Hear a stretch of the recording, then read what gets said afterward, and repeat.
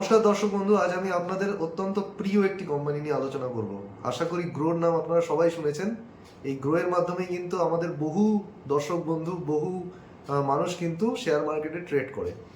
তো আজ আমরা এই যে গ্রোর গতকালই তার রেজাল্ট এবং কন কল ছিল, তো গ্রো বিজনেসটা কীরকম করেছে তার রেজাল্ট এবং ওভারঅল কন কল নিয়ে ডিসকাশন করবো, এবং তার সাথে সাথে তার যে নিয়ারেস্ট কম্পিটিটর কোম্পানি, তার প্রতিদ্বন্দ্বী, সেটা হচ্ছে অ্যাঞ্জেল ওয়ানকে নিয়েও কিন্তু আমরা এই ভিডিওতে ডিসকাশন করব এবং দেখাবো এই গ্রো এবং অ্যাঞ্জেল ওয়ানের মধ্যে কে এগিয়ে, এবং তার সাথে সাথে ওভারঅল মানে আগামী দিনে আমরা কিভাবে ব্যবসাটাকে দেখব এবং তার কি বিজনেস মানে আপডেট আছে বা ম্যানেজমেন্টের কি কি ভিউ আছে সেগুলো ডিসকাশন করব।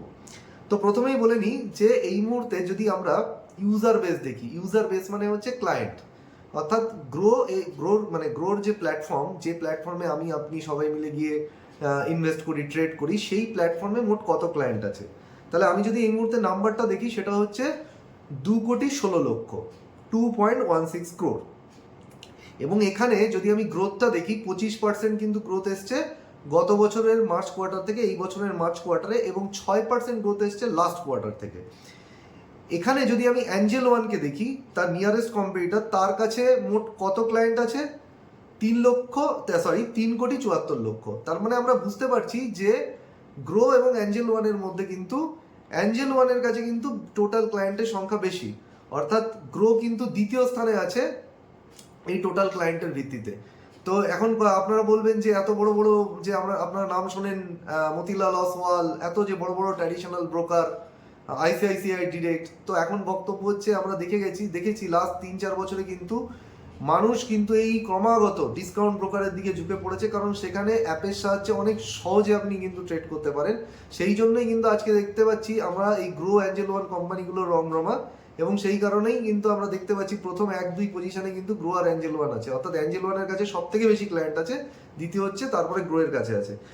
কিন্তু সব থেকে মজার ব্যাপার, মানে সব থেকে মানে ইন্টারেস্টিং এখানে বিষয় যেটা, সেটা হচ্ছে যদি আমি কাস্টমার অ্যাসেটের রেসপেক্টে দেখি, অর্থাৎ এই মুহূর্তে গ্রোর প্ল্যাটফর্মে যে কেউ এফএনও করে, কেউ শেয়ার কেনে, কেউ গ্রো থেকে লোন নেয়, এবং কেউ ওই লোন নিয়ে মার্জিন ট্রেডিং ফ্যাসিলিটি করে, মানে সব মিলিয়ে গ্রোর যে টোটাল কাস্টমার অ্যাসেট ম্যানেজ করছে সেটা কিন্তু অ্যাঞ্জেল ওয়ানের ডাবলেরও বেশি। এই মুহূর্তে গ্রোর টোটাল কাস্টমার অ্যাসেট কিন্তু 3,000 বিলিয়ন, যেখানে অ্যাঞ্জেল ওয়ানের কিন্তু কাস্টমার অ্যাসেট 1,400 বিলিয়ন, তার মানে 2 গুণেরও বেশি। অর্থাৎ আমরা দেখতে পাচ্ছি টোটাল ক্লায়েন্ট বেশি অ্যাঞ্জেল ওয়ানের, অথচ কাস্টমার অ্যাসেট কিন্তু গ্রোর বেশি, 2 গুণেরও বেশি। কি করে সম্ভব হয়? তার কারণ হচ্ছে গ্রোতে যারা মানে যে সমস্ত কাস্টমার, তারা কিন্তু অনেক গ্রোর যে মাল্টিপল সার্ভিস একসাথে কিন্তু তারা বেশি ইউজ করে অ্যাঞ্জেল ওয়ানের থেকে। মানে অ্যাঞ্জেল ওয়ানের যারা কাস্টমার, তারা যতটা না বেশি ইন্টিগ্রেটেড, তার থেকে আমরা দেখতে পাচ্ছি গ্রোয়ের কাস্টমাররা বেশি ইন্টিগ্রেটেড। সেই জন্য গ্রোয়ের কাস্টমার সংখ্যা কম হলেও গ্রো কিন্তু অনেক বেশি অ্যাসেট ম্যানেজ করে কিন্তু অ্যাঞ্জেল ওয়ানের থেকে। এবার আমরা চলে আসি যেটা হচ্ছে খুব গুরুত্বপূর্ণ একটা ইন্টারেস্টিং তথ্য, আর এই প্রসঙ্গে বলে রাখি, এই যে কাস্টমার অ্যাসেটের যদি গ্রোথ দেখি, 36% কিন্তু গ্রোথ এসছে গত বছরের থেকে এই বছরে, মানে গত বছরের মার্চ কোয়ার্টার থেকে এই বছরের মার্চ কোয়ার্টারে, এবং কিন্তু 1% পড়ে গেছে কিন্তু লাস্ট কোয়ার্টার থেকে। এবার কাস্টমার অ্যাসেট কেন পড়ে গেছে আমরা সকলেই জানি, এটা সব কোম্পানির ক্ষেত্রেই হয়েছে। আমরা এর আগে আনন্দরাটি নিয়ে আলোচনা করেছি, অ্যাঞ্জেল ওয়ান নিয়ে আলাদা একটা সেপারেট ভিডিও করেছিলাম, সেখানে বলেছিলাম যে লাস্ট 3 মাস ধরে কিন্তু মার্কেটের অবস্থা খুবই খারাপ ছিল। গত 1-1.5 বছর ধরেই খারাপ ছিল, কিন্তু লাস্ট 3 মাসে এই আমরা দেখেছি, বিশেষ করে মধ্য এশিয়ায় যে যুদ্ধ হচ্ছে ইরান ইসরায়েলের মধ্যে বা ইরান আমেরিকার মধ্যে, সেটার এফেক্ট, তার আগে যে ট্রাম্পের তারিফ ছিল সেটার এফেক্ট, তার আগে আমরা দেখেছি ইউনিয়ন বাজেটে ওই যে ফিউচার অ্যান্ড অপশনের যে গভর্নমেন্ট যে ট্যাক্স কাট করে দিয়েছে, ট্যাক্স কমিয়ে দিয়েছে, তার এফেক্ট। তার জন্য কিন্তু মার্কেট কিন্তু খারাপ ছিল। সেই কারণে কিন্তু আমরা দেখছি 1% কিন্তু কাস্টমার অ্যাসেট ফল করেছে, কারণ কাস্টমার অ্যাসেট কিন্তু মার্কেটে ওঠানামার সঙ্গে সঙ্গেও কিন্তু ফল করে, মানে মার্কেট ভোলাটিলিটি বা শেয়ার প্রাইস ওঠানামার সঙ্গে সঙ্গে কাস্টমার অ্যাসেট কিন্তু বাড়ে কমে। তো সবথেকে গুরুত্বপূর্ণ যেটা তথ্য হচ্ছে, এই মুহূর্তে যদি আমি অ্যাক্টিভ ইউজার দেখি, তো টোটাল ইউজার আর অ্যাক্টিভ ইউজারের পার্থক্য কি? টোটাল ইউজার মানে টোটাল যত ক্লায়েন্ট আছে, অ্যাক্টিভ ইউজার মানে হচ্ছে যারা অ্যাক্টিভলি কিন্তু কিছু না কিছু ট্রেডিং করছে, নালে কিছু ইনভেস্ট করছে, নালে কিছু মানে লোন নিয়েছে। মোটমাট যারা অ্যাক্টিভ ইউজার, সেই সংখ্যাটা যদি আমি দেখি, সেটা কিন্তু 16.7 মিলিয়ন, মানে 17 মিলিয়ন অ্যাক্টিভ ইউজার আছে গ্রোর কাছে। এবং আমরা যদি পুরো ব্রোকিং মানে এনএসই ন্যাশনাল স্টক এক্সচেঞ্জের পুরো যদি অ্যাক্টিভ ক্লায়েন্টের সংখ্যা দেখি সেটা কিন্তু 45 মিলিয়ন। মানে টোটাল এনএসইতে 45 মিলিয়ন অ্যাক্টিভ ক্লায়েন্ট কিন্তু রেজিস্টার্ড আছে, যেখানে গ্রোর কিন্তু 17 মিলিয়ন, মানে 37%, মানে এনএসির 37% অ্যাক্টিভ ক্লায়েন্ট কিন্তু গ্রোর প্ল্যাটফর্ম থেকে আসে। এটা একটা বিশাল বড় অ্যাচিভমেন্ট যে একটা ব্রোকিং কোম্পানির প্ল্যাটফর্ম থেকে 37% কিন্তু এনএসির অ্যাক্টিভ ক্লায়েন্ট আসে। তো এইটা কিন্তু একটা ফেনোমেনাল মানে মানে অ্যাচিভমেন্ট। এবং আমরা যদি দেখি মানে এসআই মানে গ্রো সবার আগে যাত্রা শুরু করেছিল কিন্তু মিউচুয়াল ফান্ড দিয়ে। অর্থাৎ প্রথমে কিন্তু এই যে আমরা আজকে অ্যাপ খুলে ডাইরেক্ট মিউচুয়াল ফান্ড নিচ্ছি গ্রোর অ্যাপ থেকে, অ্যাঞ্জেল ওয়ানের অ্যাপ থেকে, অন্যান্য সমস্ত আপস্টক্সের অ্যাপ থেকে, যাই করছি কেন এইটার কিন্তু পথপ্রদর্শক ছিল কিন্তু গ্রো। মানে তারাই সবার আগে এটা শুরু করেছিল। এবং আমরা যদি এখন দেখি যে এই যে Q4 মানে যে এই কোয়ার্টারে কিন্তু গ্রোর কিন্তু যদি এসআইপির ফ্লো দেখি, মানে এই যে যারা কাস্টমাররা গ্রোর প্ল্যাটফর্মের মাধ্যমে কিন্তু এসআইপি করেছে, সেটার যেটা গ্রোথ এসছে সেটা কিন্তু অ্যাঞ্জেল ওয়ানের থেকে অনেক বেশি। অর্থাৎ মোটামুটি আমরা দেখতে পাচ্ছি বহু প্যারামিটারে কিন্তু কোম্পানি কিন্তু তার নিয়ারেস্ট কম্পিটিটর যে অ্যাঞ্জেল ওয়ান তার থেকে এগিয়ে। তো সুতরাং মিউচুয়াল ফান্ডের তথ্যে সরাসরি চলে আসি, মিউচুয়াল ফান্ডের ডেটা এই মুহূর্তে তার যে এসআইপির গ্রোথ, মানে এসআইপি যে এসছে, মানে আমার আপনার মতো মানে সমস্ত লোক যে ইনভেস্টাররা যে গ্রোথ প্ল্যাটফর্মে গিয়ে আমরা যারা এসআইপি করিয়েছি, সেই এসআইপির গ্রোথ হচ্ছে 35%। এই এসআইপির গ্রোথ কিন্তু ট্র্যাক করা খুব গুরুত্বপূর্ণ এই কারণেই। আর একটা জিনিস মানে লক্ষ্য করে দেখুন, মার্কেটের অবস্থা খারাপ থাকা সত্ত্বেও কিন্তু এসআইপির কিন্তু গ্রোথ এসছে গ্রোথ প্ল্যাটফর্মে। মানুষ মানে অনেক বেশি আগের থেকে কিন্তু সচেতন হয়ে গেছে, মানুষের মধ্যে ফিনান্সিয়াল লিটারেসি বেড়েছে। এখন কিন্তু মার্কেট পড়লেই সবাই মিউচুয়াল ফান্ড সেল করে দিয়ে আগের মতো বেরিয়ে যায় না, যেটা আগে দেখা যেত। এখন কিন্তু মানুষ বুঝতে পেরেছে যে নিচে যত কিনবে তত কিন্তু সে বেশি ইউনিট অ্যাকুমুলেশন করতে পারবে মিউচুয়াল ফান্ডে। তো আমরা দেখতে পাচ্ছি যে এসআইপি যেরকম ফ্লো বেড়েছে এবং মিউচুয়াল ফান্ডে কিন্তু মার্কেট শেয়ারও বেড়েছে। তো এই মুহূর্তে তার মানে গ্রোর যে আমরা টোটাল যে মার্কেট শেয়ার যেটা 12% ছিল সেটা কিন্তু বেড়ে হয়ে গেছে কিন্তু 14%। ঠিক একইভাবে আমরা এই রেসপেক্টে যদি অ্যাঞ্জেল ওয়ানকে দেখি, মানে অ্যাঞ্জেল ওয়ানের রেসপেক্টে কিন্তু গ্রো এই যে মিউচুয়াল ফান্ড ডিস্ট্রিবিউশন, মানে গ্রোর কিন্তু মিউচুয়াল ফান্ড ডিস্ট্রিবিউশন বিজনেস কিন্তু অ্যাঞ্জেল ওয়ানের মিউচুয়াল ফান্ড ডিস্ট্রিবিউশনের থেকে বড়, এবং তারা আগে স্টার্ট করেছিল এবং তাদের গ্রোথও কিন্তু ফেনোমেনাল। নেক্সট যেটা সব থেকে একটা গুরুত্বপূর্ণ, যে কোনো ভিডিওতে আমরা ব্রোকিং রিলেটেড আলোচনা করি যে কোম্পানির অ্যাভারেজ ডেইলি টার্নওভার, মানে যে কোনো ব্রোকিং কোম্পানির ক্ষেত্রে যারা সব থেকে বেশি গুরুত্বপূর্ণ জিনিস হচ্ছে এফএনওর ক্লায়েন্ট, মানে এই যে ফিউচার এন্ড অপশন যারা ট্রেড করেন আপনারা জানেন এফএনও থেকেই কিন্তু যে কোনো ব্রোকার সব থেকে বেশি কিন্তু আর্ন করে। অর্থাৎ এই এফএনও থেকে কত ডেইলি টার্নওভার আসছে। তো আমরা যদি দেখি এই যে ডেইলি টার্নওভার, সেটা কিন্তু এফএনও সেগমেন্টে আমরা দুটো সেগমেন্টেই শেয়ার করবো, ক্যাশ সেগমেন্ট এবং এফএনও সেগমেন্ট। যদি আমরা এফএনও সেগমেন্টে যদি মার্কেট শেয়ার দেখি, ডেইলি টার্নওভারের মার্কেট শেয়ার সেটা কিন্তু বেড়ে হয়েছে, যেটা 6.8 মানে 7% ছিল, সেটা বেড়ে হয়েছে 10.6%। অর্থাৎ এই কন্ডিশনেও কিন্তু মার্কেট শেয়ার কিন্তু বাড়িয়েছে কোম্পানি 6.8 থেকে 10.6। সেখানে যদি অ্যাঞ্জেল ওয়ানের দেখেন 21 থেকে 22, অর্থাৎ অ্যাঞ্জেল ওয়ানের কিন্তু মার্কেট শেয়ার এখনো পর্যন্ত হাইয়েস্ট ইন্ডাস্ট্রিতে, কিন্তু এফএনও ক্যাটাগরিতে কিন্তু অ্যাঞ্জেল ওয়ানের মার্কেট শেয়ার হাইয়েস্ট। এবং অ্যাঞ্জেল ওয়ানেরও আমরা দেখতে পাচ্ছি কিন্তু বেড়েছে 21 থেকে মার্কেট শেয়ার বেড়ে হয়েছে 22%। কিন্তু একটা জিনিস লক্ষ্য করলে দেখবেন গ্রোর কিন্তু 6.8 থেকে 10.6, মানে কার গ্রোথ রেটটা বেশি, মানে মার্কেট শেয়ার বেড়েছে কিন্তু যদি বলি যে রেট অফ চেঞ্জ, মানে কোন ক্ষেত্রে মানে বেশি গ্রোথ হয়েছে মার্কেট শেয়ারে, সেটা কিন্তু গ্রোর হয়েছে। এবার এখানে আরেকটা বিষয় বোঝার আছে, গ্রো কিন্তু তাদের এই যে এডিটিও বা অ্যাভারেজ ডেইলি টার্নওভার যেটা, তার কিন্তু একটা ক্যালকুলেশন আছে, সেই ক্যালকুলেশন পদ্ধতিটাকে কিন্তু তারা একটু চেঞ্জ করেছে। যদি আমরা এই ক্যালকুলেশন পদ্ধতির চেঞ্জটাকে যদি সরিয়ে দেখি, তাহলে আমরা দেখবো যে অ্যাঞ্জেল ওয়ানে আমরা বলছি 21 থেকে 22% যে মার্কেট শেয়ার রয়েছে এফএনও ক্যাটাগরিতে, গ্রোরও কিন্তু 21 থেকে 22% বা একদম অ্যাঞ্জেল ওয়ানের কাছাকাছি রয়েছে। এটা কম দেখাচ্ছে কিন্তু শুধুমাত্র এই ক্যালকুলেশন চেঞ্জের জন্য। এবং এক্ষেত্রেও আমরা দেখতে পাচ্ছি যে গ্রো যে হারে মার্কেট শেয়ার বাড়িয়েছে অ্যাঞ্জেল ওয়ান কিন্তু ততটা হারে মার্কেট শেয়ার বাড়াতে পারেনি। এবার চলে আসি ক্যাশ সেগমেন্টে। ক্যাশ সেগমেন্টের যদি আমরা ডেইলি টার্নওভার দেখি, গ্রোর কিন্তু সেখানে মার্কেট শেয়ার 12 থেকে বেড়ে 16% হয়েছে, 12 থেকে বেড়ে 16%। আর ঠিক অ্যাঞ্জেল ওয়ানের কিন্তু সেই একই জায়গায় কিন্তু 18% থেকে কমে 17% হয়েছে। অর্থাৎ অ্যাঞ্জেল ওয়ানের কিন্তু ক্যাশ সেগমেন্টেও মার্কেট শেয়ার কিন্তু বেশি, কিন্তু আমরা দেখতে পাচ্ছি অ্যাঞ্জেল ওয়ানের কিন্তু মার্কেট শেয়ার কমছে। ঠিক একইভাবে কিন্তু ক্যাশ সেগমেন্টে কিন্তু গ্রো কিন্তু মার্কেট শেয়ার বাড়িয়েছে 12 থেকে 16%।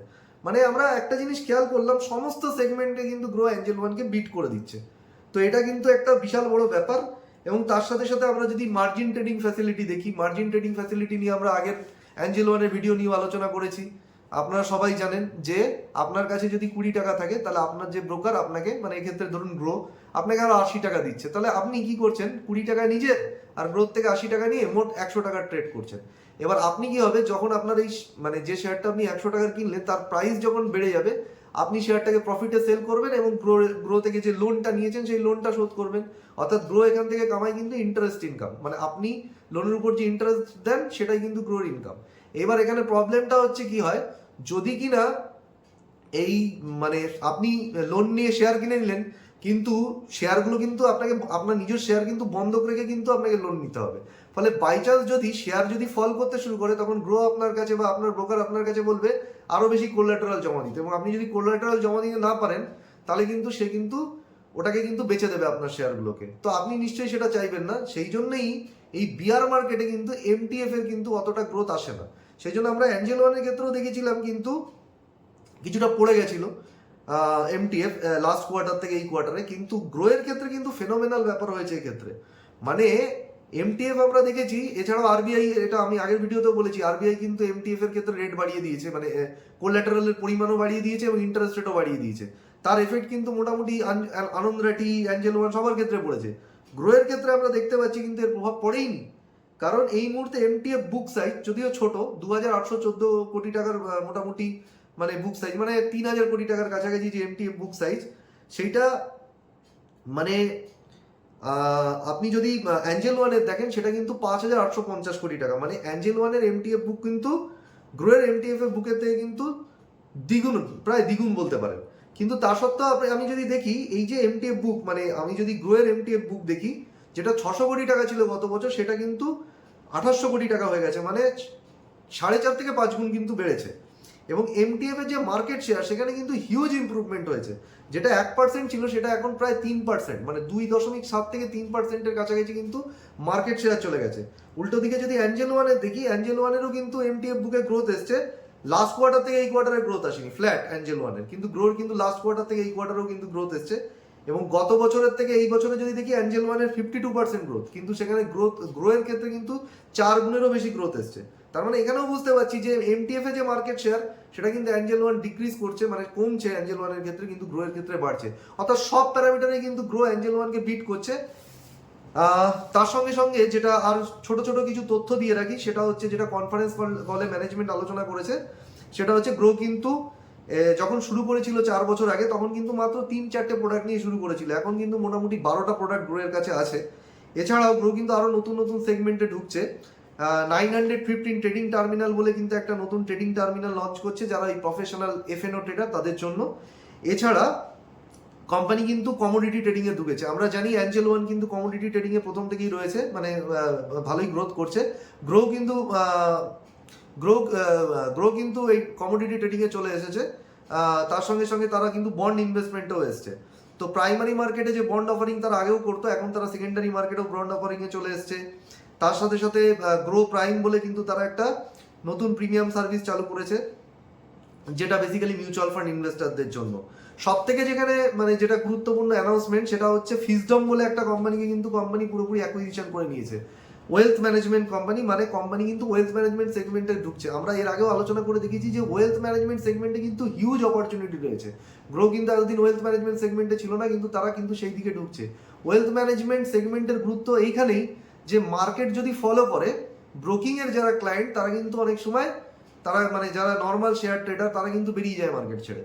অনেক সময় তারা কিন্তু ট্রেডের পরিমাণ কমিয়ে দেয়। মিউচুয়াল ফান্ডেও কিন্তু আমরা দেখি ইনভেস্টমেন্ট কম আসে, কিন্তু যারা ওয়েলথ ম্যানেজমেন্ট সার্ভিস নেয় তারা কিন্তু অত্যন্ত ধনী ব্যক্তি। এইচএনআই, আল্ট্রা এইচএনআই যে সমস্ত লোক, তারা কিন্তু এই ধরনের ওয়েলথ ম্যানেজমেন্ট সার্ভিস কিন্তু নেয়। তারা কিন্তু চট করে মার্কেট থেকে বেরোয় না। অর্থাৎ ওয়েলথ ম্যানেজমেন্ট সেগমেন্টে ঢোকা মানে কিন্তু রেভিনিউ যেটা, তার ভোলাটিলিটি কমে যাওয়া, মানে রেভিনিউ একটা কিন্তু মানে মানে রেকারিং রেভিনিউ এর কিন্তু পসিবিলিটি বেড়ে যাওয়া। সেজন্য এটা কিন্তু একটা খুব গুরুত্বপূর্ণ কিন্তু মানে ইনফরমেশন। এবং কোম্পানি বলছে এই যে ফিজডম কোম্পানিকে যে অ্যাকুইজিশন করেছে, 28 সাল থেকে কিন্তু কোম্পানি প্রফিটেবল হয়ে যাবে। এছাড়াও কোম্পানি কিন্তু আমরা জানি অ্যাসেট ম্যানেজমেন্ট কোম্পানি হিসাবেও কিন্তু নতুন অ্যাসেট ম্যানেজমেন্ট কোম্পানি, মানে নিজে কিন্তু মিউচুয়াল ফান্ড স্কিমও কিন্তু এরপর থেকে ম্যানেজ করবে। অলরেডি কিন্তু প্যাসিভ যদি স্কিম দেখেন, গ্রো অ্যাপ যারা ইউজ করছেন আপনারা দেখবেন গ্রো কিন্তু কিছু ইন্ডেক্স ফান্ড লঞ্চ করে দিয়েছে।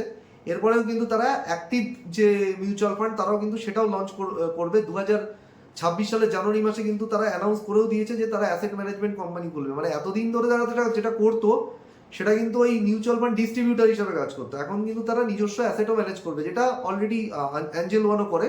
এর জন্য কিন্তু তারা স্টেট স্ট্রিট গ্লোবাল অ্যাডভাইজার, একটা বিখ্যাত সংস্থা, তার সঙ্গে কিন্তু তারা পার্টনারশিপ করেছে। এছাড়া কোম্পানির ম্যানেজমেন্ট যেটা বলছে সেটা হচ্ছে তারা কিন্তু স্টক অ্যাডভাইজারি সার্ভিসের কিন্তু এখন অনেক ডিমান্ড আছে। সেই স্টক অ্যাডভাইজারি সার্ভিসও কিন্তু আগামী দিনে তারা চালু করতে চলেছে। তার সঙ্গে সঙ্গে এটা ম্যানেজমেন্ট বলছে যে লাস্ট 6 থেকে 7 মাসে কিন্তু কাস্টমারের যে প্রেফারেন্স সেটা কিন্তু মিউচুয়াল ফান্ড এবং ইটিএফ এর দিকে ঝুঁকেছে। সরাসরি শেয়ার ট্রেডিং কিন্তু কাস্টমাররা কিছুটা কমিয়েছিল, কারণ হচ্ছে এই মার্কেট ফলের জন্য। এইবার চলে আসি কিন্তু ম্যানেজমেন্টের যে আউটলুক সেটাতে। এখানে ম্যানেজমেন্ট যেটা বলেছে নেক্সট কোয়ার্টারের জন্য ম্যানেজমেন্ট একটা আউটলুক শেয়ার করেছে।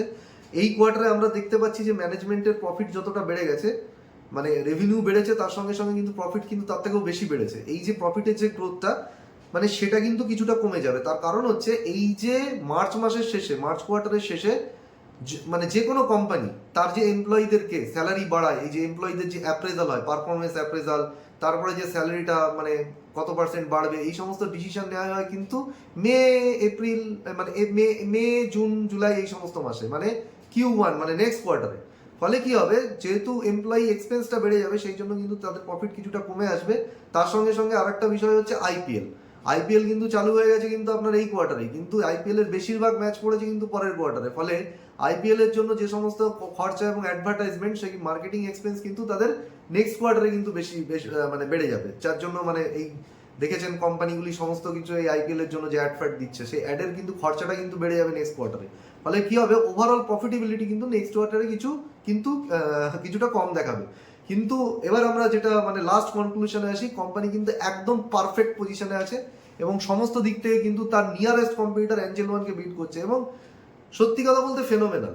আগামী দিনে মানে এই কোম্পানি এখন তো এই কিছুদিন আগে আইপিএল এবং তারপরেও আমরা দেখতে পাচ্ছি যে কোম্পানি কিন্তু এখন বিশাল হাই ভ্যালুয়েশনে ট্রেড করছে তার নিয়ারেস্ট কম্পিটিটরের থেকে। অর্থাৎ মার্কেটে যার পারফরমেন্স আছে, মার্কেট কিন্তু তাকে হাই ভ্যালুয়েশনেও কিন্তু সেই শেয়ার কিন্তু বাড়তে থাকে, মার্কেট তাকে আরও ভ্যালু দেয়।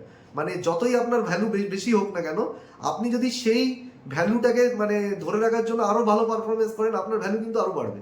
কিন্তু এখানে রিস্ক হচ্ছে এটাই যে কোনো কারণে এই যে হাই ভ্যালুয়েশনে রয়েছে শেয়ারটা, কোনো কারণে যদি দেখা গেল যে যতটা লাস্ট 2-3 কোয়ার্টারে যতটা আমরা দেখতে পাচ্ছি প্রোগ্রেস করেছে, যতটা পারফরমেন্স দিয়ে আসছে, পারফরমেন্সে যদি একটুও যদি মানে সেই মানে কি বলে না, মানে সুতো পরিমাণ যদি মানে ছোট পরিমাণও যদি চেঞ্জ এসে যায়, তাহলে কিন্তু শেয়ার কিন্তু সেখান থেকে কিন্তু পড়ে যাওয়ার কিন্তু কিছুটা চান্স থাকে, কারণ যেহেতু অলরেডি হাই ভ্যালুয়েশনে রয়েছে।